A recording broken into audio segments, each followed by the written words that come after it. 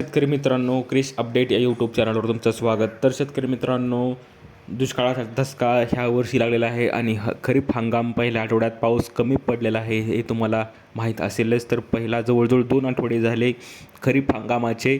तर खरीप हंगामात पाऊस तर खूपच पडतच आहे, कमी पडत आहे आणि 15 जूनच्या आत कृषी विभागानं पेरणी करण्यास सक्त मनाई केलेली आहे. तर जवळजवळ आपण पाहू शकतो की कृषी विभागाचा बैठका पण आता चालू झालेल्या आहेत, कारण की ज्या दुष्काळाच्या आता दुष्काळाचं नियोजनाविषयी चालू आहे. तर यंदाचा हंगाम कमी पाणी, कमी खर्च आणि जास्त उत्पादनासाठी 4.75 लाख शेतकऱ्यांना मार्गदर्शन होणार आहे.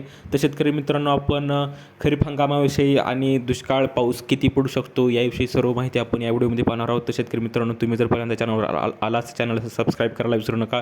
तर शेतकरी मित्रांनो, आपण पाहू शकतो की मराठवाड्यात यंदा सरासरीपेक्षा कमी पावसाचा अंदाज वर्तवण्यात आल्याने कृषी विभागाने शेतकऱ्यांना संभाव्य दुष्काळी परिस्थितीचा सामना करण्यासाठी सज्ज करण्याची मोहीम हाती घेतली आहे. आणि जे विभागातील जे जिल्हे आहेत, तर त्यांना असं स्पष्ट दिलेलं आहे की हवामान विभागाच्या अंदाजानुसार यंदा कमी पावसाची शक्यता आहे. त्यामुळे कृषी विभागाने शेतकऱ्यापर्यंत थेट पोहोचून पीक नियोजन, पाणी व्यवस्थापन आणि नुकसान टाळण्यासाठी विविध उपाययोजनांची माहिती देण्यास सुरुवात केली आहे.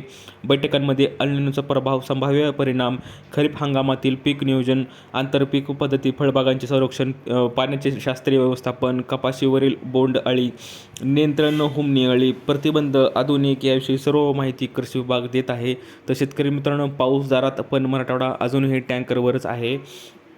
तर आपण पाहू शकतो की सध्या पाऊस कुठेतरी पडला आहे. शेतकरी मित्रांनो, सगळीकडे सर्वदूर पाऊस पडलेला नाही आणि पेरण्या अद्याप झालेल्या नाहीत, काहीही नाही.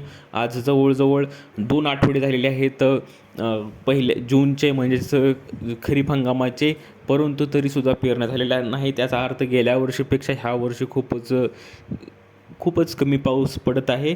आणि त्यामुळे पण सरकारनं आता काळजीचं म्हणजेच कमी पावसात कसं उत्पन्न जास्त घ्यायचं शेतकऱ्याने ह्याविषयी नियोजन करत आहे. शेतकरी मित्रांनो, तर आपणही आपल्या शेतात जर पेरणी करायची असेल सोयाबीनची किंवा तुरीची, तर असा वाण घ्या की कमी पाण्यात त्याची उगवण क्षमता चांगली असेल आणि त्याला चांगली सोयाबीनचे भरभराट होऊ शकेल. असंच पाण्याची गरज पडणार नाही त्या बियाण्याला सोयाबीनच्या, असंच बी तुम्ही निवडा जेणेकरून तुम्हाला कमी पाण्याची गरज पडेल.